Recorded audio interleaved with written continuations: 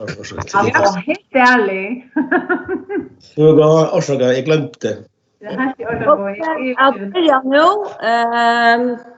och som sitter så släger vi hemma ner från Borgasalen. Välkommen till Borgasfond den 30 april som en annan affär veras under Örvesen än han plejar. En liten brøyding i skrånne til at målet om utstitching av velpastet tidlig av skrå og kommer fire av øren Borgasfondet. Annars Borgasflagen så som tid til å finne sentene. Og til såleis at vi til at ha hentet fonden i nettet, så vil jeg nødt til at trusta av det som heter vi samtale eller møtechatte som senast. Her kan man be om året eller be om en vimersing, så skriver det ikke bare enten året eller vimersing inn av tekstikonet til tria som av bjørka anonymine. Er det greit for gjørt? Ja. Ja. Så færre i skrånene så som hon fyller i kvöld. Den första malet till malbant under 2020. Den äger som blir morgon. Det är inte kunde ta ont vi tog malen. Ja. Ja. Ja. Ja. Tack för det. För nästa malet är årsräkenskaper och granskande protokoll för 2019 från Västvardhå. Og til såleis at granskår og teknikken utan tilleggingar og utan avhersler, det vil si at det en blank avtekning. Og arbeidet til granskåren har ikke givet årsøk til noen vimersingar. Granskåren har mett om åknar til stier og at avskrivingar tog høskande. Og i samband vi lester av fundabordsene granskåren ikke kommet fram til vidskifte som ikke vidkjørt nesten til hånd. Og til fortsattstravna og råkenskapen så det sier at raksar utslitet av 45 000 kroner imot 5 000 kroner. Inntøkner 3 000 kroner og gav 5 000 kroner lagt. Ja, vi tar det ikke. Jag hade för next med mikrofonen från. Ja, slås mikrofonen här uppe. Det är bra. Kan jag fråga om man ska bruka den, inte för. Nettopp. Årsräkenskapen viser at raksar utslitt opp på 45 000 kroner i avlopp i mål 305 000 kroner året 4. Inntøkner 903 000 kroner og gåar 100 000 kroner lakre enn året 4. Og dette kommer særlig av lakre leiinntøkene 2019. Raksar utreisner av 425 000 kroner som alle et tvifaldager. Og høyest årsøkken til det utreister til opphaling, ranger, maling og utreister til motorrum. Omvælingar utreisene, det så det som man har fått stå til, var 420 000 kroner og det til skrokkomvælingar. Og i fjør var hesar utreisene så 206 000 kroner til segl og 106 000 kroner til dekksbjørkar. Fortsattstøven annars at støyesåknen av 4,5 millioner kroner og ta fevn om sjølva sluppene, som virus avsett til utvidende viren, vi fratrådte av råkskapertøkkelig avskrivingen. Sluppen skrokktrytja ved 6 millioner kroner, og tekner reisende en arbeidsgivertrytjing og en sjokk for landet, ens og en POI-trytjing som fevner om mulige skier, eldre av manning og til dømes flere folk som fevner om det. Så dette var så i høvesheiten rakstra, råkenskapen og fortsattstøven til Vestvardhå. Det næger som blir om året. Det ikke. Kunne dere ta rundt ved råkenskapen og fortsattstøvene? Ja. Ja. Ja, takk for det. Så da mal nummer 5, det søle av 2 grunnstikken og utstikken av Hamrabøye. Det matrikkel nummer 91M og 91X i Kottafire. Og det 2 grunnstikker som har haft en sølepris av 240 000 og 290 000. Och till således att man har prövat att låta det ut med de som var i utlåtande till att börja vid. Och här var så inte nägar som bjöd sig till. Så tog med alla kommunstjärn och lejaren av Stjärnarskrivstående till att sälja grundstycken i friare sköle till den avsätta minsta prisen som jag nämnde i Jan. Det är nägar som inte har tagit år i Småland. Nej.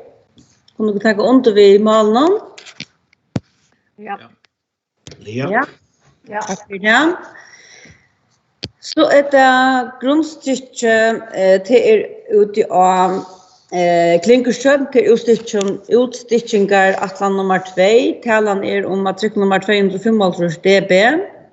Det var en upprunad köpspriser på 651 542. Och det är så att det här kommer akkurat för sent emot till det utlåtande som var av restgrundstycken av utstickningarna. Så tog Mälar kommunstjärn och lejarna Stjärnarskrivstående till att köpa stickor inåt och så låta det utåt som var regelgörande ta ut av era ta nästa utlåtande inte vara. Fortfarande nu till undervitt och jag är 22 april. Einmalt samtidigt här. Det är något som blir morgon.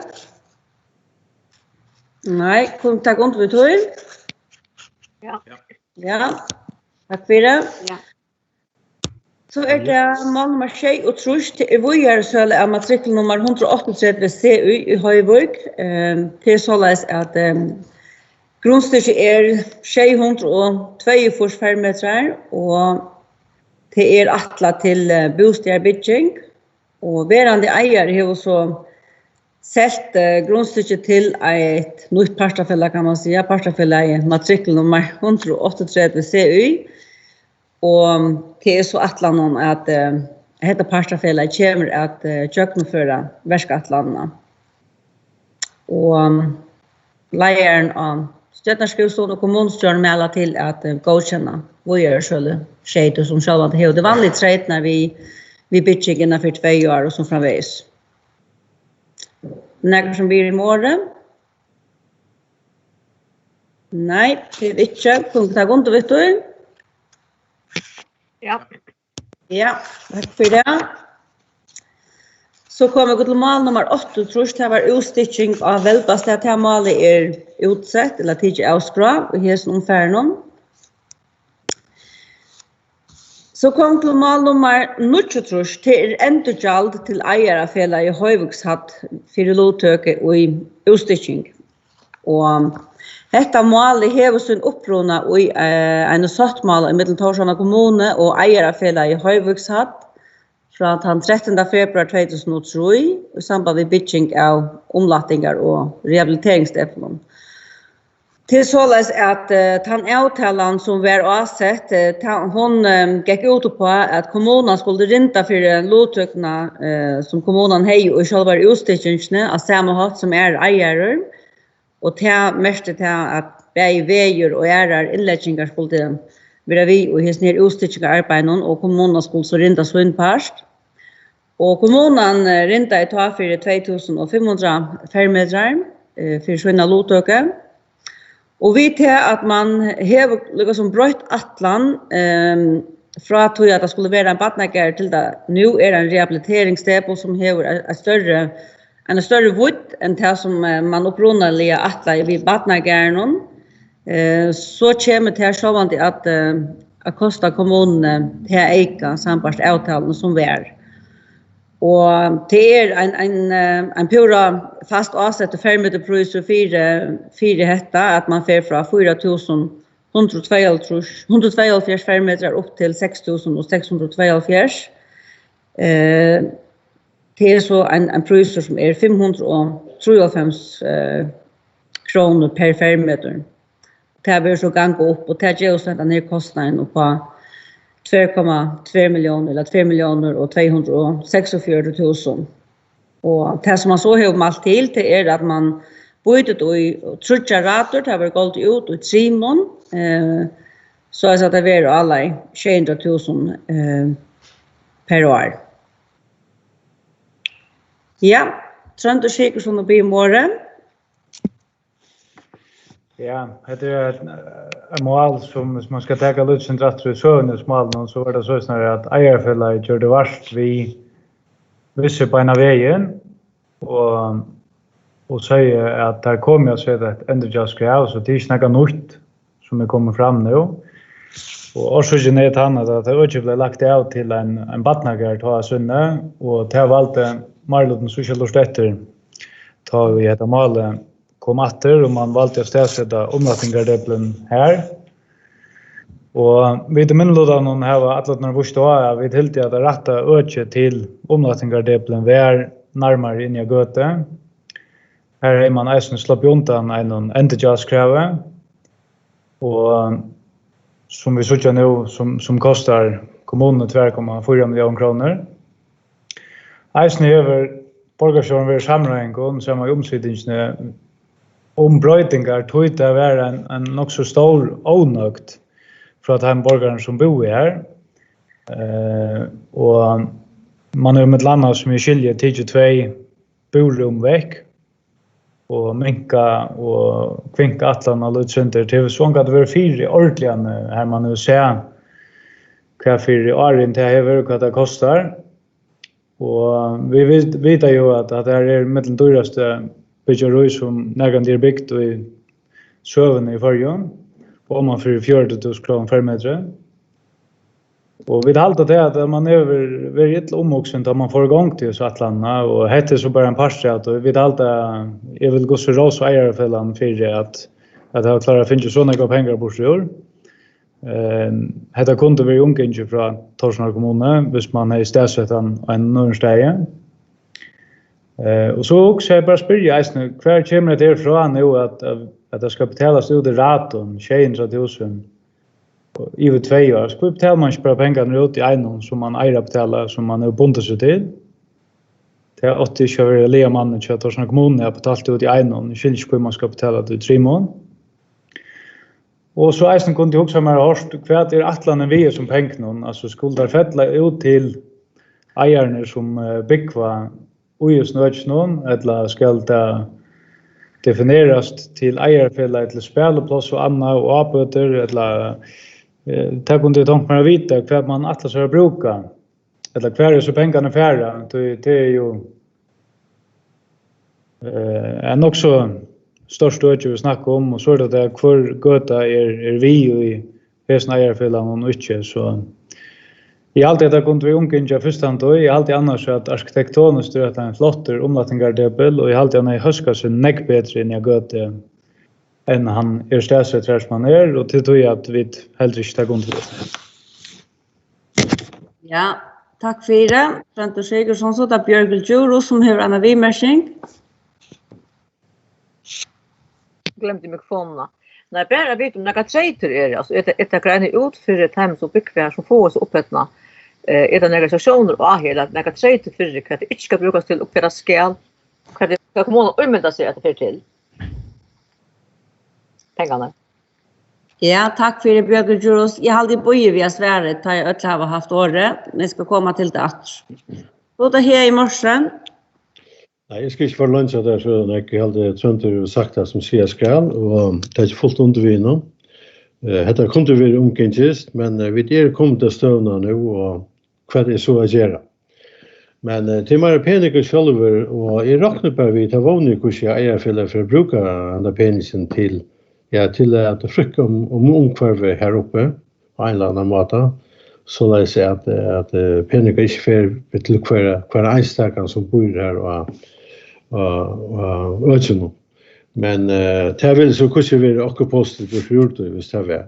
Men annars hade vi kunde ha omgått det här men nu är det kommit så längt att här vänster nog i chatter så där kan få att det fria så på fjordet ner som få skan.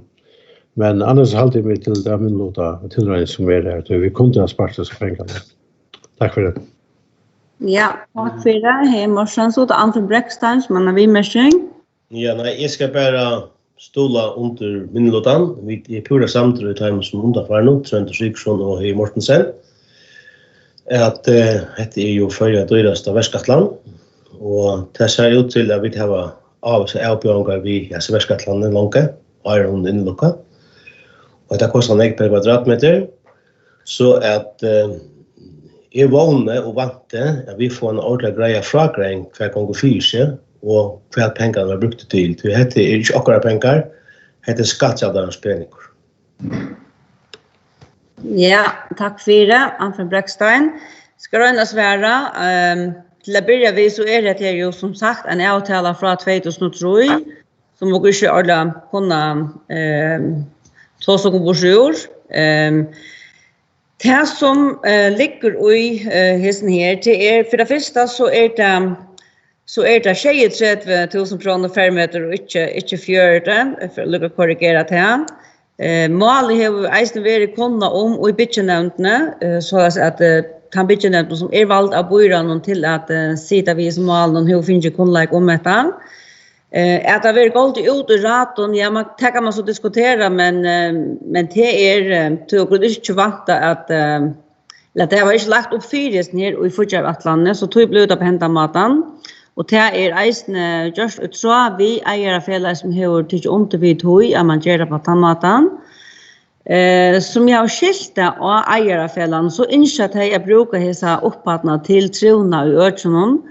Men det noe så at eier av fjellet et organ som styrer seg selv, så jeg kan ikke som borgerskjører et lokalt kun, ikke som bøyre diktere hvordan jeg skal bruke pengene.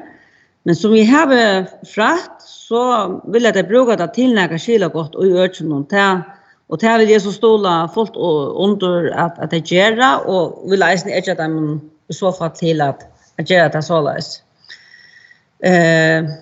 Ja, jeg har alltid at det var det. Jeg har ikke skrevet sagt. Jeg vet ikke om andre har det som, men jeg har ikke skrevet sagt. Det er bare klikt. Det høyreste et eller annet? Nei, jeg har den øle vel. Jeg har ikke eisene, men jeg har ikke sett Helene. Det mikrofoner så til Helene at det gjelder vi kanskje? Jeg har ikke Helene.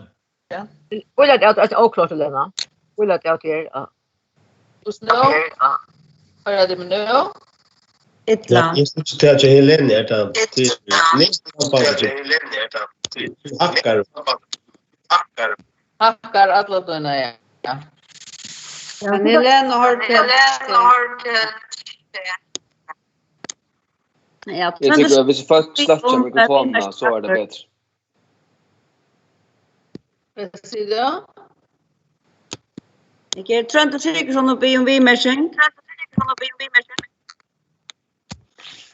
Ja, nej, jag vill bara lägga det är för att säga att det som borgerskap säger det är helt rätt. Det kunde vi omkring det.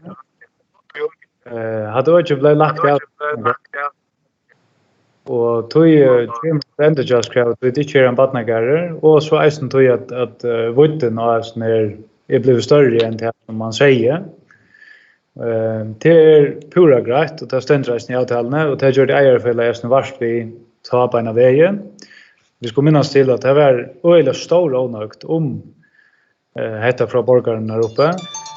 Och ett följande om man så kunna kan man säga funnit sig fram till imska semjer och så vill det bara lägga till att hvis jag läser rätt så skiljer helt inte kvitt över gold gjorde rätt och till att det ständer i samtecknet som och tillmälen som fyrsittningen kom vi att det har gjort det av projekt nu av ord och så det var spännande att se om hette den sista uppåten som vi gjort till Häsa Värskatlandet men här färdas så går för 2,4 miljoner av Värskatlandet ord och jag vet inte om här är så mycket nekva tag av man kan bruka dessa pengar till det men det får det så.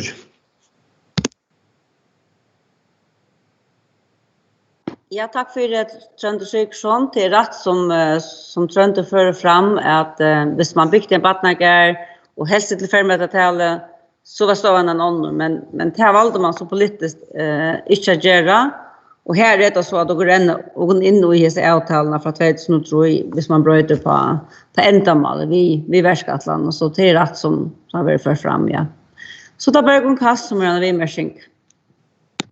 Ja. alltså det var inte så att jag visste inte ut så ver allt som är det vägar parkeringsöke och allt som har till kvarteret tar vi låta ut av grundstyckene. Och det blev det också så inne till just via det stycke som var sett meldt ut till allmänt byggaroi. Årsaken till ägarrockningarna är att vi bygger större och har inte betalt för alla färmetrarna. Och det här rockningarna visste vi inte om till i förlöpningen. Detta kom inte för många äger som politiker för en vid finkuta attor som höjring från grannen. Så och i sådana förlöpningen kom helt inte något uppåt fram tog man inte hvis man läser masslösningarna så ser man inte uppåt för nu i sådana togene. Så vi kunde inte lyckas som värdera byggaroi utifrån att tog ägarrockningarna som vi för att få. Tar vi snackar om priserna färgmetron så var det gott att det är dårst. Men vi skulle också ha i honom att vi där finns ögonek mer in skatteintök. I har konjunkturer så får vi ett nek mer in i kassan. Och det ger självant det att tingen och det betyder det och också slå få att det är toja priser och andra skruv upp. Men det ger också att det som vi skulle köpa och vi skulle bruka kostar mer. Och vi kunde försvära att bruka sin mer tillbyggar och ta och vi får färsfalt in i skatteintök.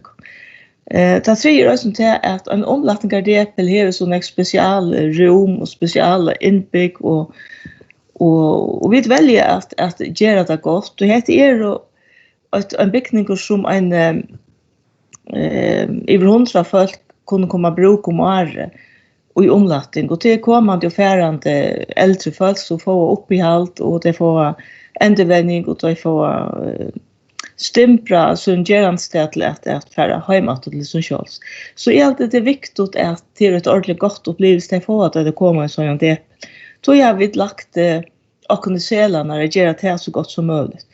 Och så vill jag själv inte ösen som att Line beklagar vi kommer syndretla från start att det här blir bättre hvis vi har haft alltså ett tattar samskift vi och fälla så att tingen ganska turnover ut bättre men nu är vi vana att vi kan hyra fram efter och så känns som en gående äppel vi rätten omgälsen och gåen omgälsen. Tack för. Ja, tack för det Bergman Kassel att Trond Sigurdsson som här när vi mässing. Ja, nej, jag kan sagt när bara få svar Jan på tarspungan om det är rätt att två är väck och i Atlanten och efter dessa förhandlingarna som har varit. Om det är rätt som man har hört eller om antalet av rummen är det samma som det var att vi tog överskattan alltså. Ja, tack för det Trond Sigurdsson. Det är inte rätt att det är 2 rum som är tittar bort men det är 1 rum. Och det var orsak av att den ene änden kom rättligen tatt och pät närmaste grannar. Att man mätte att det var skilla bättre för alla parter när man skulle husas limli att ta ett ena borum i bostad. Så jag har man eisnäka förhandlingar om att göra gär så att man skämma i 4 bilen och larm och annat.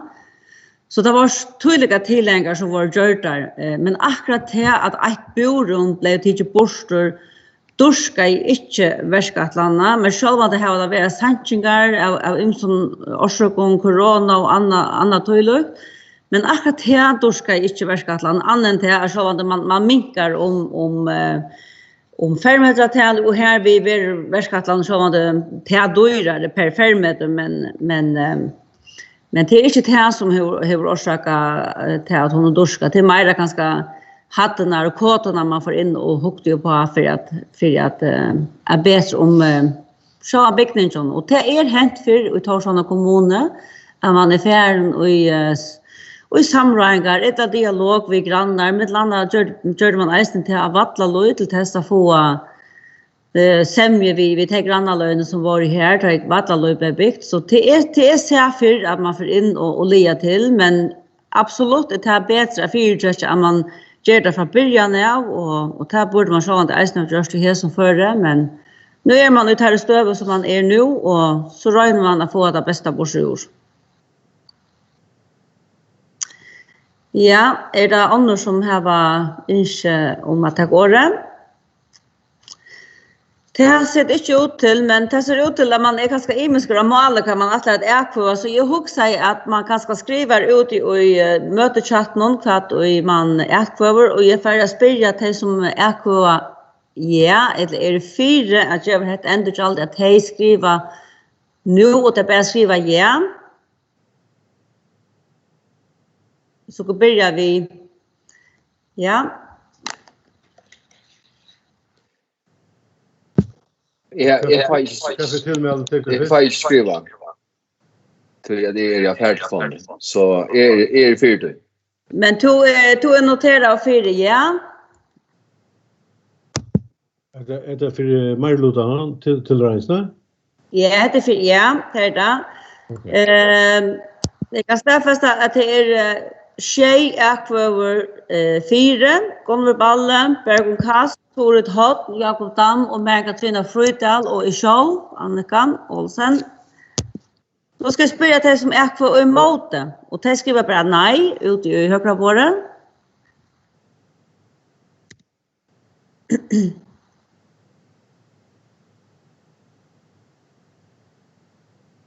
Och så det är som manglar. Ska namn ja.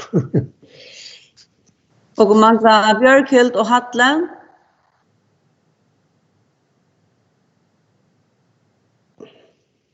Någonstans inte, men det är så skriver inte under andra. Och manglar bara Hatlen nu. Okej. Ja. Jag glömde skriva namn i orsaka till er som är i Måte och till Trond och Sigurdsson och Hei Mortensen och Helena Damma Nestabø och Anfinn Brekstein, Bjørge Djurus och Hatla Samuelsen. Och så start målet samtidigt vid tjej är från 4 och 6 i Måte. Annika? Ja. Bara lukka lägga till att alltså grundjövingen så är det att fortfarande han vill gärna ha vi och Geraboysna till Burasfonden så det är bara stämt nej. Men att orsöken är faktiskt att vi måste till ta man flyttar staden så det var lite glädje gaxfjöt och man kunde spara sig pengarna och det som vi grundgår för och i fortsättningen att det stämde vi i Geraboys här. Ja, det är läge. Det ska komma vi i Geraboys. Ja.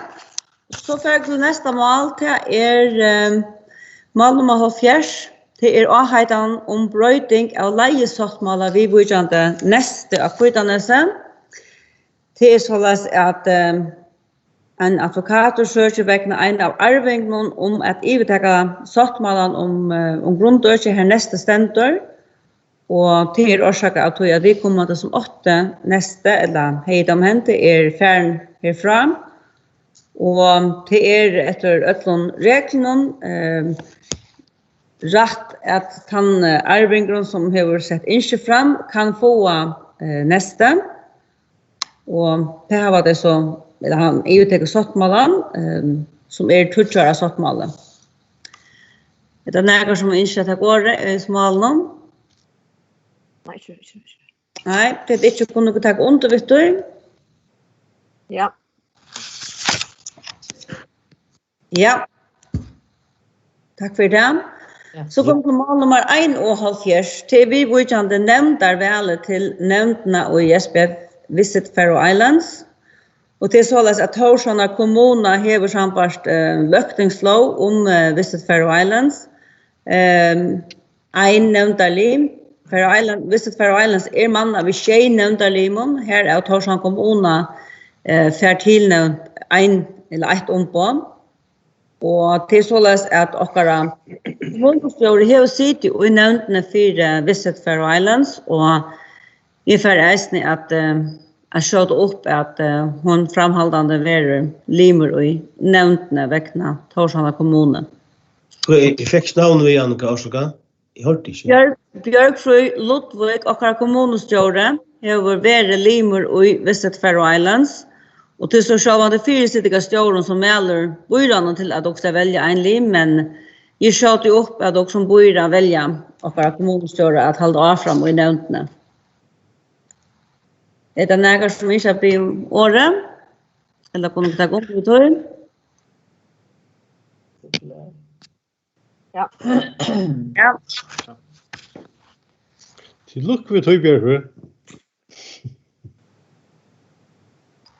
Ja, till luck till Björkfrøy. Ludvig, man ombor och kom väl här. Så da mål nummer 72 til nevnte vel til EL-fonden og i fjellet om Torshavn, eller Visit Torshavn, som det nå. Her det eisen således at Torshavn kommune hever en lim. Og kommunestøren melder så åkken til å velge limen av nødtjenatter og en tiltakslim for nevntene for Visit Torshavn. Og det således at Saula Hera Dr. Hammer hun sitter som nevnte limer for Torshavn kommune. Og her litt an. Og hva? Hammer hun sitter som nevnte limer for Torshavn kommune. Og ja, Saula Hera Dr. Hammer, som hon blev vald av Marlotan till Lotafjäll, blev vald av Marlotan att ombå Torshavn kommun och i Visit Torshavn.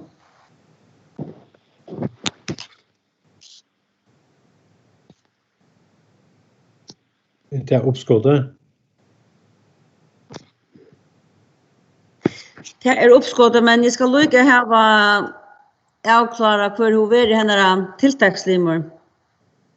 Men det har skott upp att det är samma tilltagslimmer, men för ordentlig så ska börja vara kunna om för tilltagslimren är. Så det tar lycka ett sekund.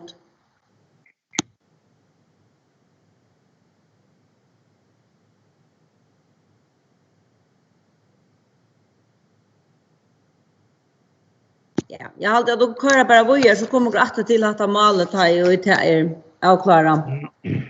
Det nästa målet är mål nummer 73 till däckspatron fram som har haft en trillvande söve må man säga.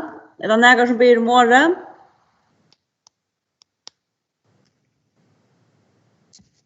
Ja, jag kan gott. Jag skriver i chatten om att det blir imorgon.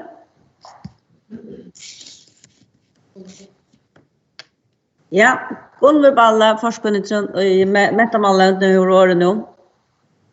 Ja, det är väl lusna graferna vi att få fram använda igen och nu är det en AHA bulker skönt AHA och det är Johan Pedersen vi flera som har AHA i att få fädra fram vill jag gärna bruka till något stand.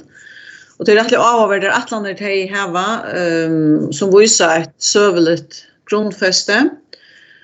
Och tog hever omsättningen allt till att hesen avvärder för möjliga att öppna sig baten och lada han så som man ständer utan vila. Eller avbärd eller binding för kommunerna på några maten.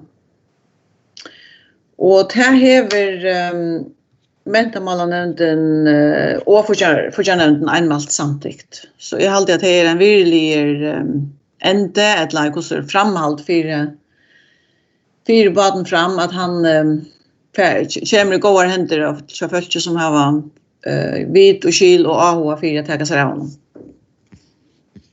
Ja, tack för det Gunvar. Det är glädjligt att han är kommit i goda händer till Angen Evi om det. Så det här är Mortensen som har vi om året. Ja, tack. Ja, framöver har haft sina server här på som jag inte tar här, men det har varit en Celsius-server och det blev så tjejligt som det var att han ändå sina där Arjun. Men da Angen har kunnat björa sig fram en till ivetäcka fram som han var, bergtalar flåten med eisentak kom upp på land. Så alltid hette det bästa boj vi kunde taka vi. Tror att nu ändrar båten fram efter här som han upprona kom fra. Han kom nämligen upprona ur Fuglafyrre och eisen Tjatan Petersen. Så han ändrar att här som han blev byggt och blev ombyen. Och brukte reisen till fiskeskap och annat tulligt. Så i alltid har det funnit för tog att han ändrar att det är och han kan komma till ärget. Så jag tar inte fullt runt vi. Ja, tack för det. Jag är en Mortensen och jag pura samt att det är en öliga gå och virkelig löst som nu är funnen av vatten fram. Det andre som ikke tar går i malen? Det det ikke. Kunne du ta under vid malen? Ja. Ja. Ja. Ja. Ja. Så färger till det nästa målet till bra fänges jottan till nej och utgör till partna tandrökterna. Det sålas att tandläkarna står om boa i och från i februari månad att det stora röntgenapparatet är inte 4 och eisne röntgenapparatet till det lilla bojlötne omframt att en autoklave från 1958 eisne är inte 4 så de har inte kunnat ut in till virksomhet som det nu är för skolan. Man kan så säga att du är happy på tandmaten när man har inte kunnat fram till stora av tandvård orsak av corona så nu får som sätts utgör nu i att till tandläkaren så det får ut in till arbete som det skulle göra. Och tandjottan som ska till det kostar omlai 550 000 kronor. Och här har man så valt att täcka pengarna av avlopp i 4 stycken från 2019 här ett avlopp på 145 000. Och 200 000 färre av hälso- och omsorgarna 4 stycken och 205 000 färre av tekniska 4 stycken. Och fortfarande hur eisne till undervisning i Malen 22 april. Om du tar undervisning i Malen? Kan du säga något? Ja, och så jag tog vi med sin varskap Björgeljoros. Ja, när jag har bara till att det underdömda så hjärtaliga att det har gjort ett fantastiskt arbete i botten och kommunen till framåt det var kunna husas och göras nusen när vi så ofta lyckas vi att få ärar omstör så att det ska bara bli inlig bön till att han nästa val att det komma fram i rätten nu och få virkelig höle på till röke och autoklave och allt det har bruk för och nu tar man stå. Det har det jag får känt. Ja, tack för det Björkelt, Joros och det är pura samvetströj att det ständer för törna att få vilar karmar till badnatandrökterna. Ja, som skilt jag lärde så tog började undervisning med Malen. Så kom till det nästa målet till mål nummer 45 till något upptökregler till dagståndar till böt med aldron 0 till tjej. Det är några smärre tilläggar gjorda och i regelgörande. Med annat är att Jaldi är beinlöst tänkt att aldron och inte har plats någon som du vill. Och så är det brödningar att nu att det landafröjlig öken är strika och det är mest till att det är möjligt för föräldrarna att våga plats av ötlånstånden i kommunen. Och så är det en ordning som kanske vara synter missvisande att plåstrykt är brött till att kommunen mer mot att trycka ötlånböt någon plås. Det är ju kommit för att de har haft plåstråd så för att inte fyrtryckla först att det kunna få plås här och nu så blir det här blött upp. Ja, kunde vi ta under vi upptökreglerna. Tog vi 4 mentamalen och i fortfarande den 1 april då här i Östog undervitt. Ja, det gör det. Ja. Så kom till mål nummer 6 och fjärde är upptökregler till fritidsskola, eisne tilläggar som gör det här. Upptökregler hon fann om fritidsskola från förskola flocka till annan flock. Och här är det sett några regler om uppsagna fristor, om inskrivning i skolan, om bötning särskilt om törve, jalt och etterstöver och klävrat. Och dessa regler är det som där står nu alltså för det som är 0 till 6 år och det kommer så fritidsskola skipan nu och det är så med formliga avsättningarna. Och till eisne samtidigt och i mentamalen och i fortfarande den 22 april. Det går inte vi tog i? Ja. Ja, tack för det. Så kommer till mål nummer 6 och håll fjärst till särskilt nämnt att fyrräka nutjan svimjehil är det nägar som blir om året. Ja, kommer vi alla forskarna och i mentamalen nu blir om året. Varsågod. Ja, här är talan om länkhilen som nästan Leo projekterar och vi är vantande livet nu här i maj, juni kanske, och ta skulle vid godkänna husprojektet och utbjudning ska till stödtagan. Det 4 miljoner sätter av och löve Carmen i år och det här skulle så flyttas in av projektet som heter Kjell 015 Svimmihöll.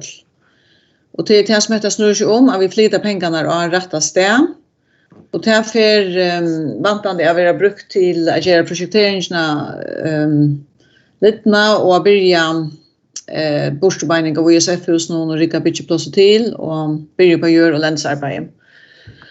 Så det är så spännande att vi nu får sätta mer hål och helt uttouchliga länkhilen och så det hämta några här och börja så stora verkskattlarna. Så det är något som ett första steg att ta i lägena.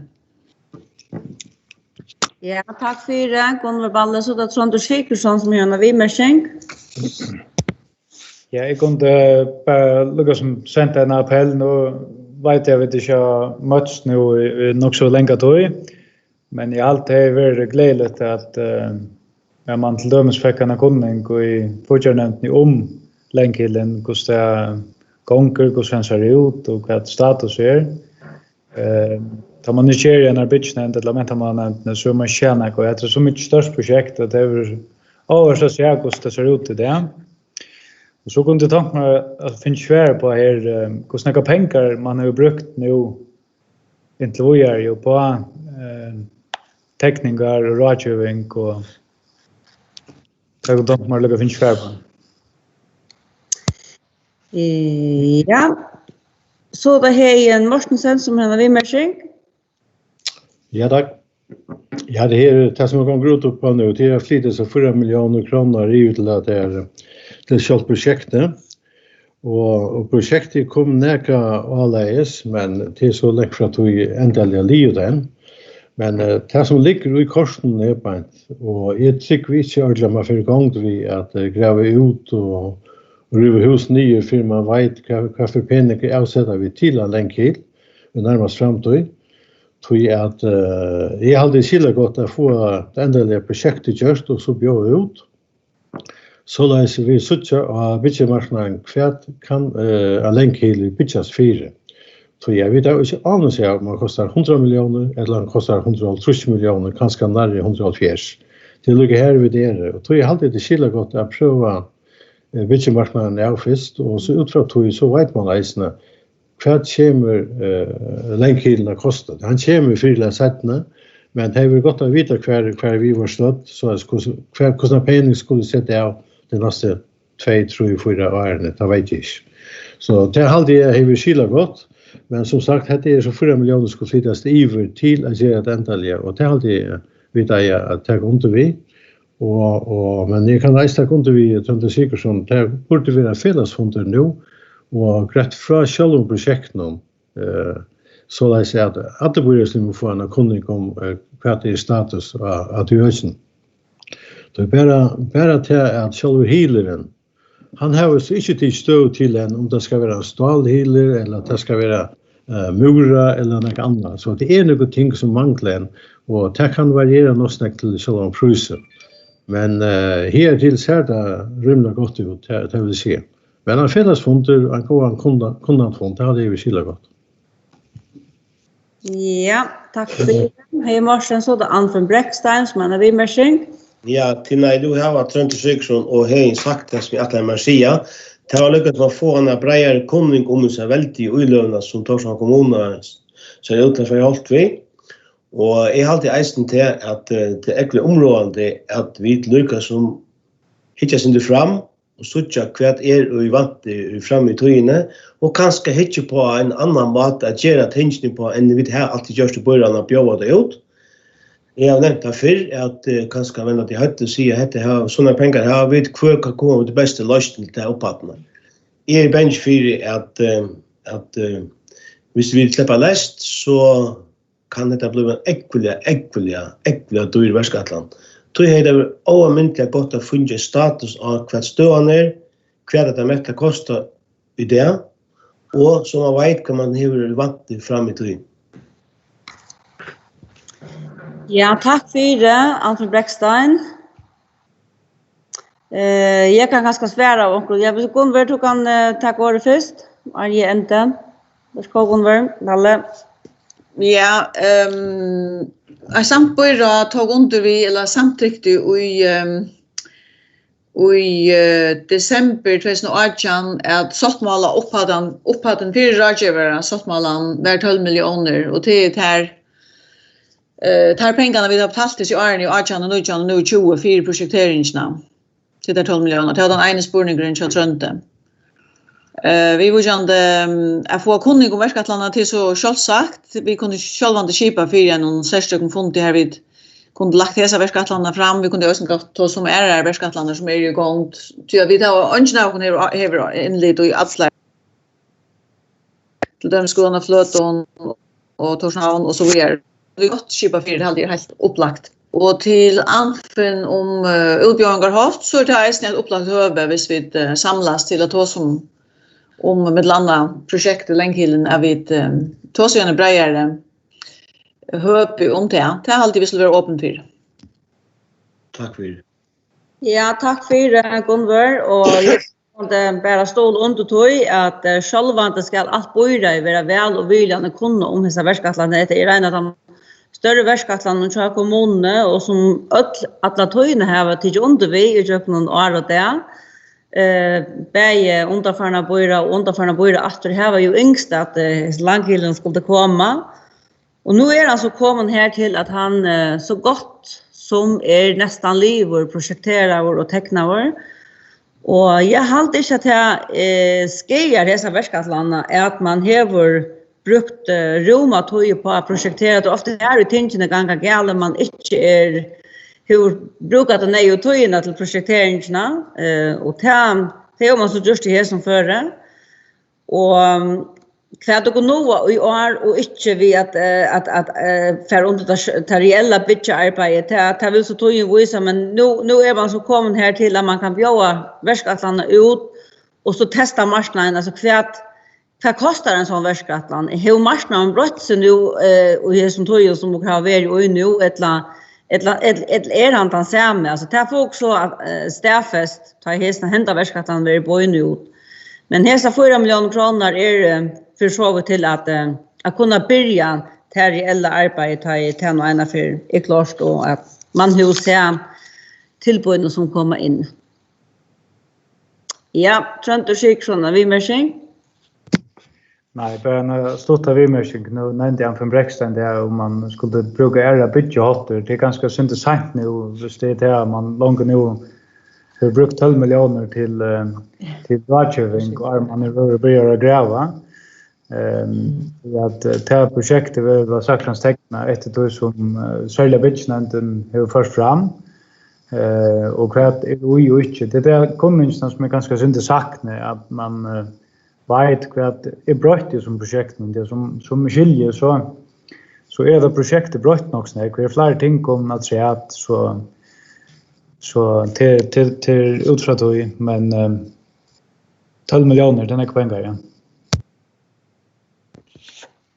Ja, tack för det. Så att Anton Bräckstad som är vid märking.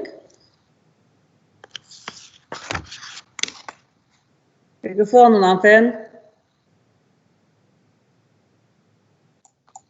Ja, så kan. Jag har alltid varit en missmatcher, Janne. Jag märkte det som kunde runt skyltar att kanske man hukte på en annan mat att bjöd ut på. Alltså, omorganisation, det är märkte vi. Ja, tack för det.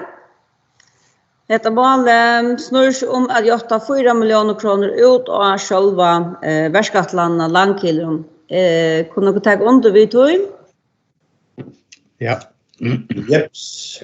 Ja, tack för det.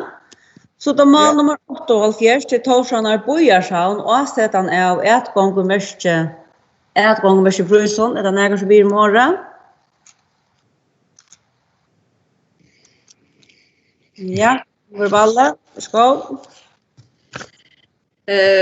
Ja, det snurrar sig om att Bojarshavn ger arbete i fullspeed vi att göra en framsynning till nu sommar och utav häste om hästsättningarna och följer under hästsättningarna under öronvärlden bara det och här var så törva att få Oavsett hva for politikk vi har for elgångkommersia søle. Og det med at det høstkandig at jeg har et elgångkommersia gjald av 50 kroner, men bøtten under 15 år årkjøpes. Og det hever mentemannen og fortjennenden tidlig under vi. At det årkjøpes for folk under 15 år, men ødel iver rundt av 50 kroner for å komme inn og bøyersam. Ja, takk for det. Kommer balle. Trøndersviksson, Anna Wimmersing. Ja, jeg kunne bare tenke meg spørst, altså, vi bøyersam nå av Frøsø. Nu ska man sätta en ätgångkommersiell selapris. Och jag tar så ästens börja är folk sätta ut att ta sig av bojarsalmon hur snäck folk arbetar och vi är så i Atlanne och kanske ästen hur lunch det är det att jag alltid fyllt runga vi är ju kunna färja några bojarsalm och det är också länge sedan man övertog salmen Johan brukar ju Hansen. Og mer vidan det her kort inn i en gömslebygning av Holse. Så jeg kan tenke meg å finne vite hver man nu. Vi som gåa bojarsalmen og når Atlan kom gongt. Og eisen om hvordan jeg folk arbeider og hvordan landet det er arbeid av bojarsalmen. Ja, takk for det. Så da kommer vi balle. Ja. Det är ju väldigt jauna till vidare i Ötlandön så tycker jag Trönder vet väl att vi har sett en bojarsamsvör för kött 2 månader sedan som har just ett öliga dikt arbete vid det helt grundläggande som ska till för man kan ha bojarsam och till att skrassätta för jag låter vi ha.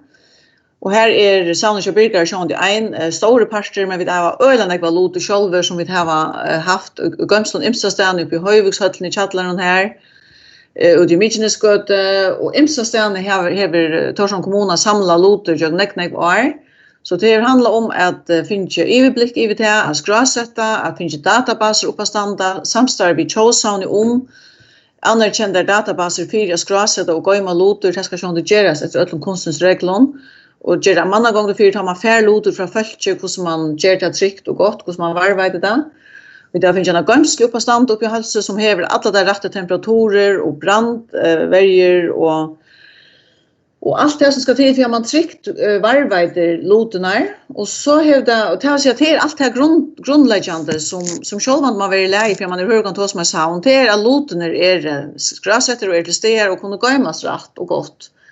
Och samlas under en och det är nog allt flott ur gömslån och ur containern så stannar bättre så burgare och allt det som vi åt till show. Och jag var uppe här så sent som Sørstevik och så öliga väl skipa och i alla möjliga kategorier alla lotner vid havan. Och det är en tur i alltid alla börjaslimer skulle vara välkomna att komma ner hitcha vid Eja skipa 4. Det här vi får vid ett överblick över för ting vid Eja och det är flera tusen loter. Och så har det ju varit torrförst att funna en städsättning till kjolt sauna till framsyningar höller.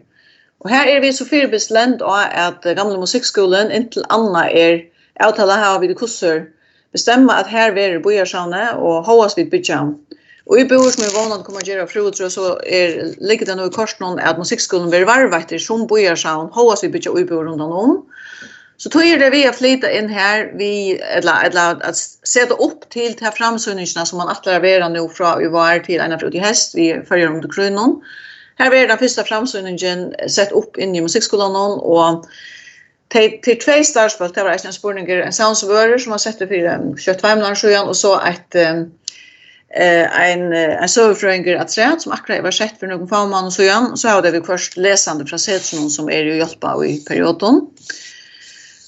Så här är 2 sätt fastsatt startspel nu och det arbetar vi att sätta det här jag ser det så synningen upp som är av gamla musikskolan av Frutro, ja. Vånande i maj-juni leder hon upp. Och vad mer är spurt om. Ja, och här var låtner så bygger en stor part av hemon vara så sätter fram att det tar framsynningarna men så det här låtner som själva höra till krutche och som fås i en sammanhang vi krutche som vi har sett fram. Det är inte alla låtner som bygger och så vill det vara i öllum timon framsynning man kommer att häva fram iver att man tar här låter som höska till hesa framsynningarna för att visa en söv, ja. Ja, tack för hesa frakränsna Gunnar Ballen. Det andra som har hoa tag år i malen om ätgång och mesta pröjs, han börjar sannan. Det inte kommer ta under vet du. Ja. Ja. Tack för det.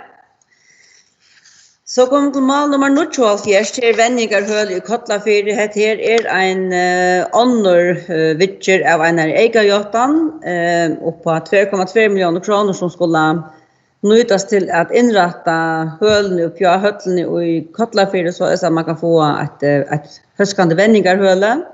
Och då var det som sagt fortsatt vi 200 000 kronor av projektkonton här man har atladat till Venningar hölle i Kotlafyr. Och 1,5 miljoner kronor var tecknar av Eier och Uflad och Vattenveit. Och Bojraje tog undervitt i einmalt i den 6. april. Kommer vi ta undervitt i Eistet till Ervidje? Ja.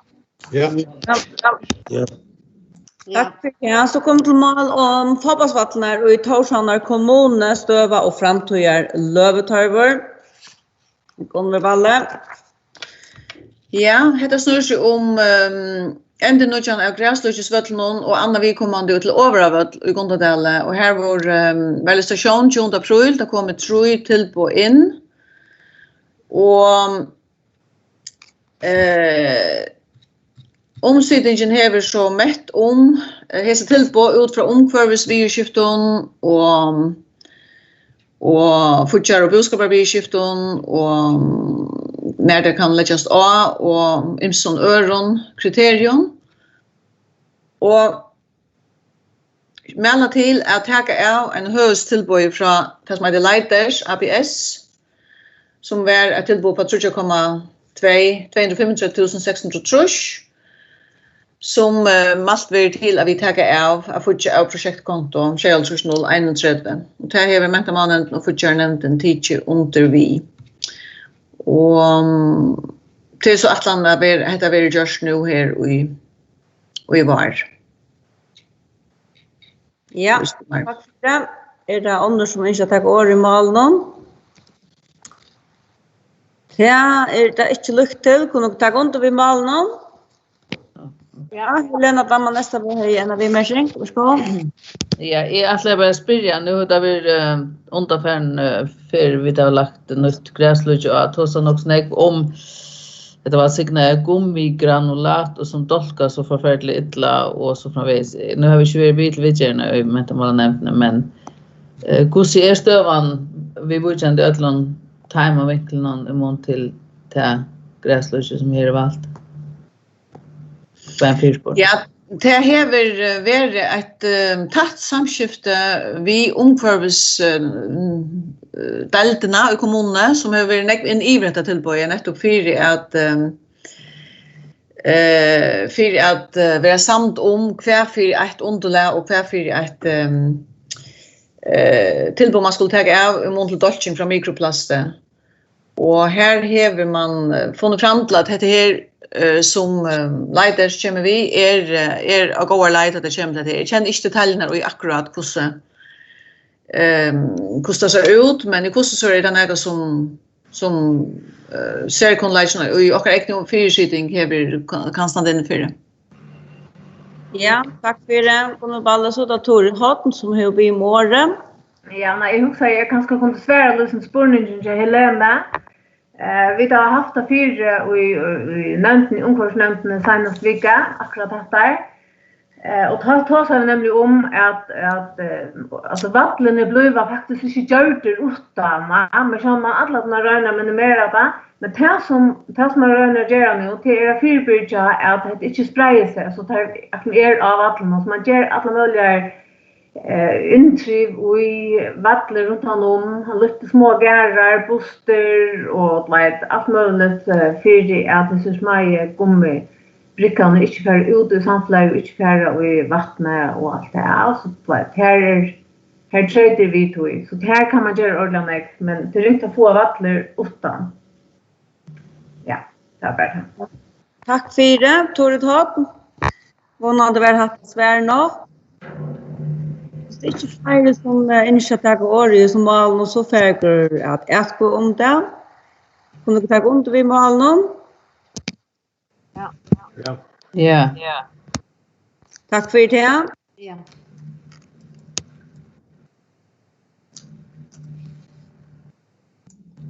Annika, vi hører det ikke, Annika.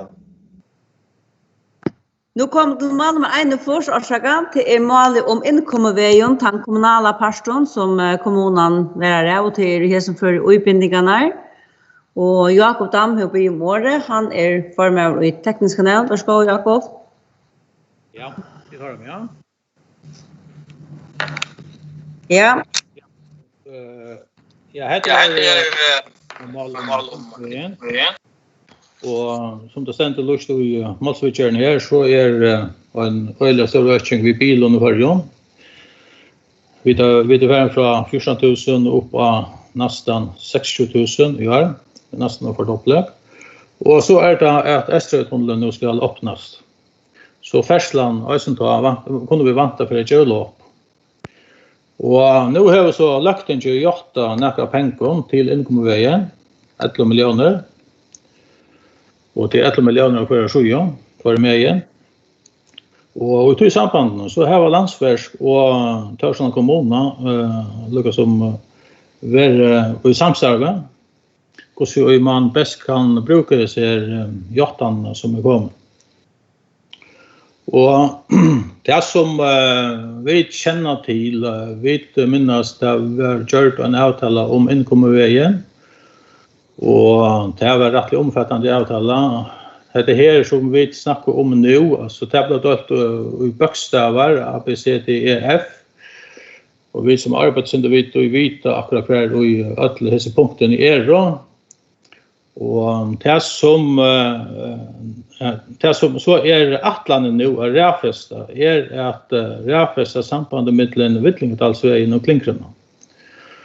Og så råkner man ved at man kan lagt trøst av ferslene etter Løknabreit og Kletterveien, som det. Og da man finner ikke det sambandet, som kommer i veien her, så får man øyne omlagt bussløyene, som så en havvinning og ugesneder. Så at det som vi nå skulle gjort det, faktisk at takk underviser rævfesting noen som vi har gjort der, og at gjort 800.000 kroner til dette her, og at få en 800 stratjeva, gjøre nøye kanninger, prosjektering, av de første utbindingene, det altså utbindingene vi snakker om, som vi skal gjøre i samband med disse veiene, det jo landsvever som vi gjør, og jeg får en kostnadsavmetning på å prosjektere og gjøre utbindingene. Og dette malet har vært 4 i tekstkanønt, og i futjarnøntene, og her det samtidig, så at jeg vanlig at dette her nå endelig kan være samtidig i byrjan. Så la vi se at vi får i gossier kjipa ferslene måneder bedre i byrjan. Dette hjelper gossier nekker på, og dette stiger venn. Ja, takk for det, Jakob Dam. Det andre som ikke har tatt året i malen? Ja, Anfinn Brekstein, Vimmersing.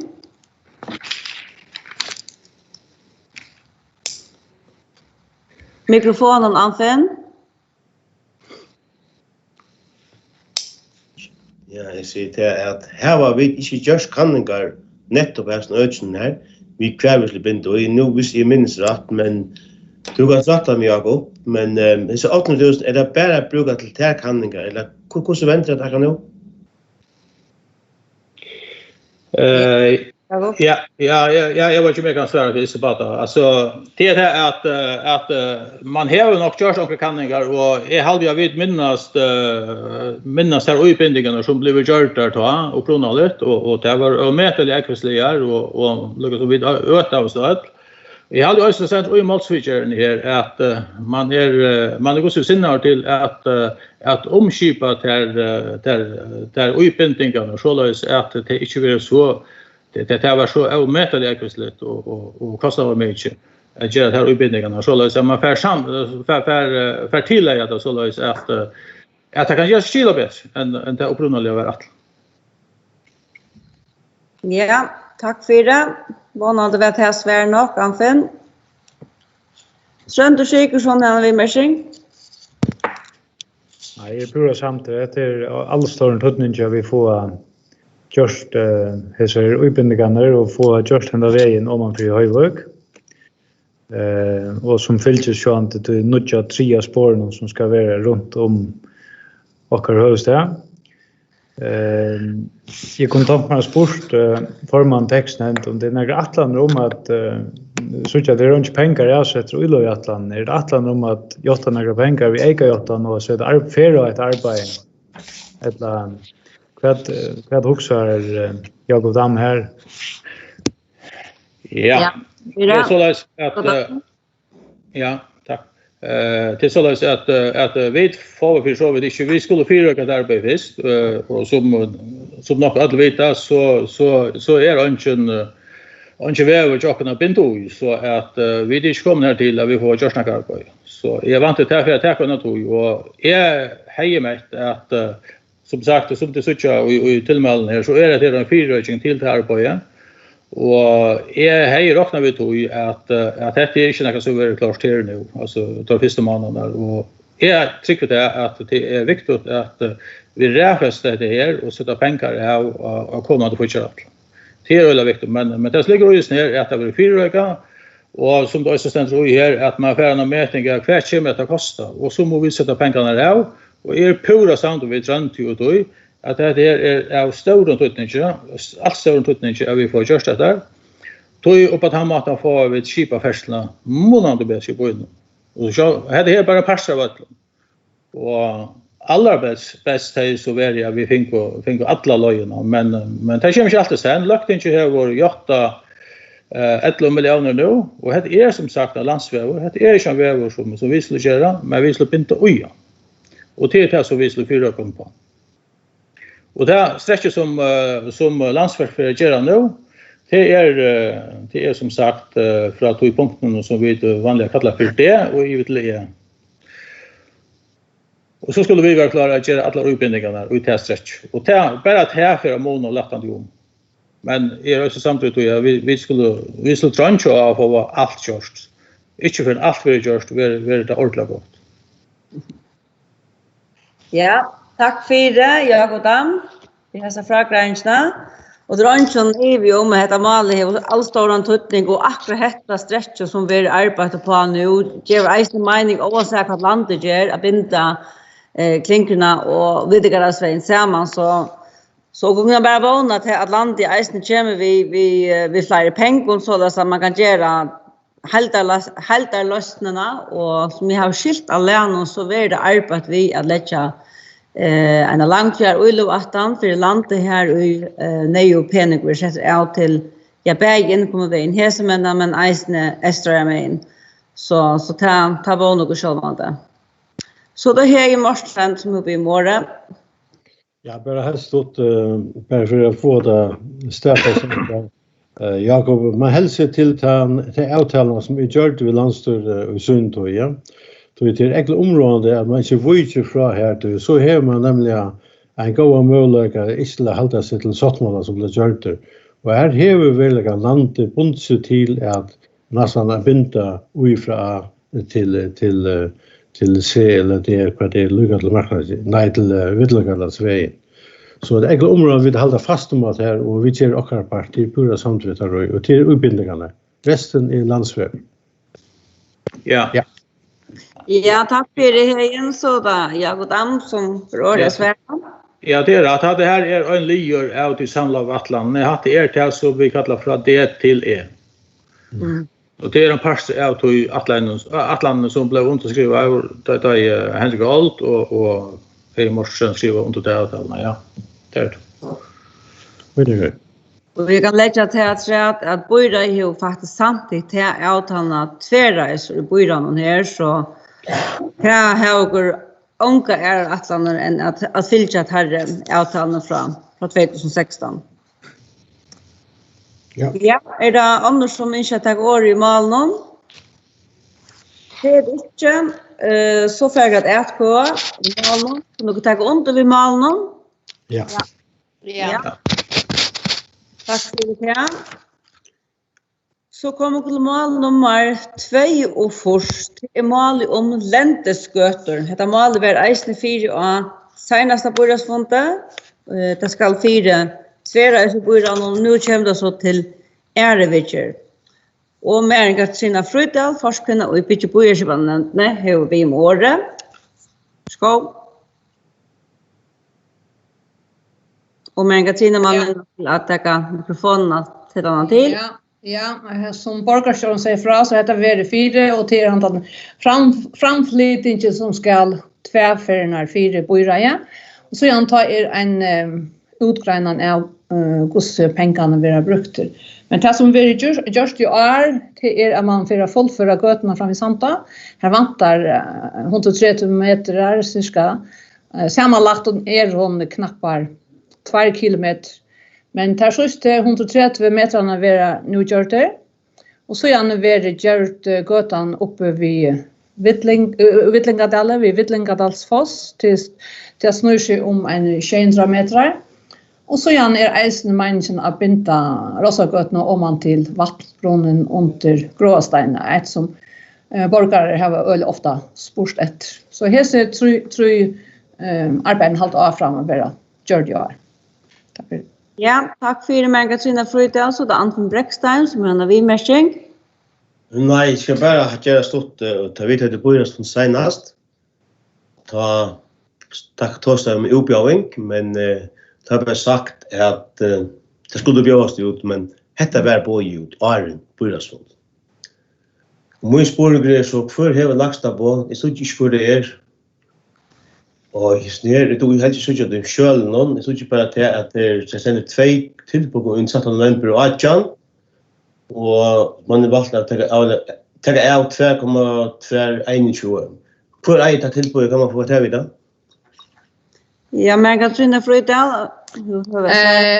Jag går fram vid Santa till stor arbete. Det var boj ut i 2018 och han som hej laxa boj det var haven. Och det är haven som har fram arbete vi tog nu vad kan man säga örnar. Och hinner arbeten det är inte boj ut än, men det är att det görs mest. Ja. Ja, jag ska skriva här. Ja, det bäbbe. Så nej, ja. Ja, Anton Bräckstein.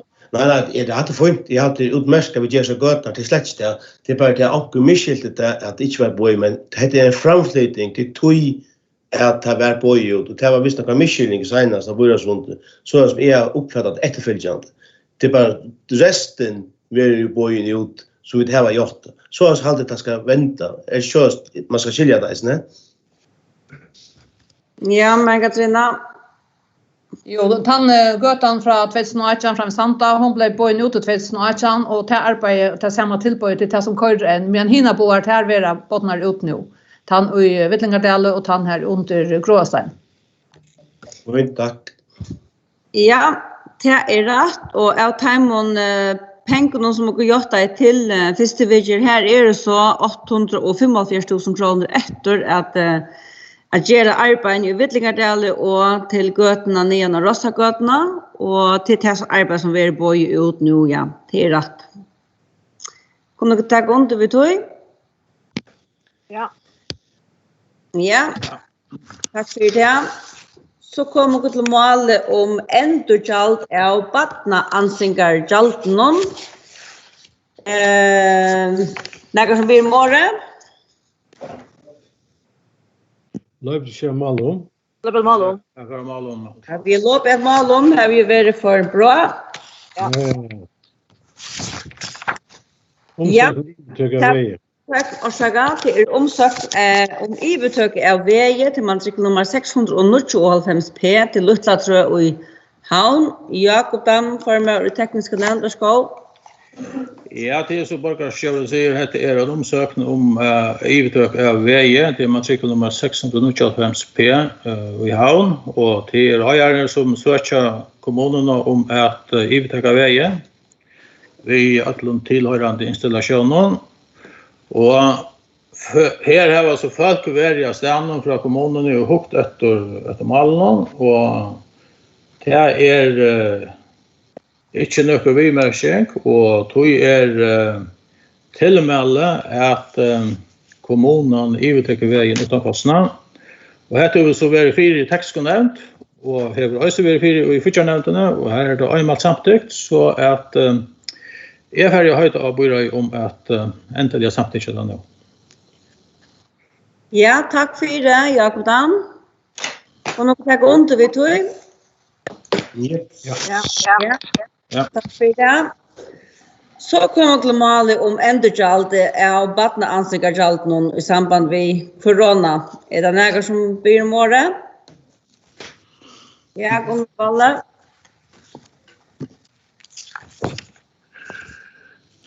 Nästa mikrofonerna.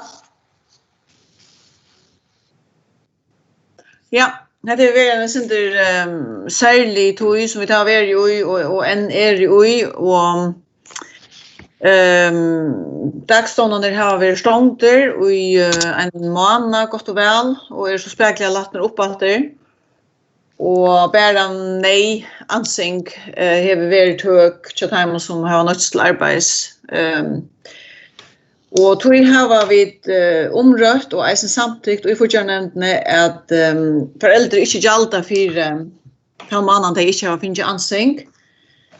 Och det är så eftersom det är gold förut så är det för mig man att vi inte får aktivera gäld från föräldrar för dagstående gäld. Och det har fortfarande samtidigt att föräldrar får inte ett uppkrav för mig man i 2020 och jag får inte upphattna av konto 2020 som är intöks. Ja, tack för det. Så tar Björkel Djuros som man har vidmärkning.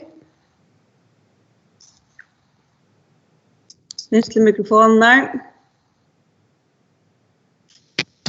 Jag förstår. Du såg först och till att flera har sagt nu som jag mötte på innan att det är så tätt av att det bara får bort med kanske tvärt i vikna. Hur ska man betala för det? Så därför mig kommer fint. Ja, tack för det. Att det ska man betala. Ja. Ja. Det är så att föräldrar betalar ju förut så det är man kan diskutera om det är maj eller det är april men det är egentligen för april det får ändå galt tror jag det är i april man att då inte har kunnat vart föräldrar till tjänsterna som det playa så det är väl ändå galt för april man men det är till förut betalt. Okej. Så det är Trönder Styckersson som menar vi mer. Ja, nej, jag också bara lugga att heter mal jag vet från till John Way och i kontakt med Horst kvärt och i Atlant nu är det gera samgångar nu svårt han som över sportfyr till anstund som man annars har landspolitiskt nog så ofta är det väl nog snack solo akkurat här snart någon men nu har vi den stöv här till flera föräldrar som inte får button just ansvar. Och hur ser Atlanten att förhålla sig till skulle betala jalten utan att det inte får bötni ansvar ett lite. Så hade en stöva som kommer uppstanda i kontakt med Horstkvärt och i borgarstjåren ett långt omboende samgång när av imärkning till det. Tror jag att ännu det så går kommer rättliga och fler föräldrar får bötni just ansvar och tuschel släppa äldre arbets. Ja, tack för det. Jag kan svära till att börja vi. Det är inte ändliga grejt att kommer att hända nu från 4 maj, men ska man ta ordna till lökmannen för det han säger det så melder han och kaffa till att man leder mer upp och det är så mer än det som är nu. Kommunfällan sitter nu sjåvande och vitcher stövna och här kommer en utmelding från kommunfällan om det är i morgon eller i läppiga vikskiften men här kommer så en frapåan och det är rätt att det är synder ohäppe för några familjer som inte har finnit sina bötten ansa i hela viken och det är en partis tog att de följer skild till att betala föräldrarna att man inte kunna veta med att tjänsterna som det nu playa få 4 april månad Og så som jeg har skilt tølene, så det allikevel nere en nok så lav prosenttallet som er 2,5% av det samlede badnantallet som ikke finner plass. Men stadigvæk så har vi ikke rødt øtlån, men det er færre å klare fra måneden, og så er det så at øtl skulle få til tjenestene som de har tørre på. Så da Hatla Samuelsen som en av vimersing. Ja, det var faktiskt det samma som jag skulle spyrja om. Det var nämligen om att föräldrar får veta att de kommer få vatten passa ganska tvär dagar om vikna möjliga trutjar. Det är ju inte hållbart när man ska till arbete. Så jag har faktiskt funnit svär på spårningen. Ja, det var en otroliga tropel stöva till önskan evig om det. Och Torshavn kommun är kanske den kommunen som har lärt mest upp att det är stående önskan. Och jag har haft överhåll 30% av bötterna och i ansing, men era kommuner har ganska linjer av 20-30%. Så så man ju just ett eka trust att det är stående till önskan löjna. Och stående har vi uppe i nästan 70% av de samlade talen, men är ganska så det sin lackre. Men också för att kvitta och kontakt som man kunna och göra det så skyndsamt som överhuvud tillber och ta hem så en från kommunfällan nu inom hälsotatoj. Så där Anfinn Bräckstein som han har vimersing. Ja, nej, jag har det är ju en särskild toj, men man ska eisne bära glädjebudskapen fram ordentligt.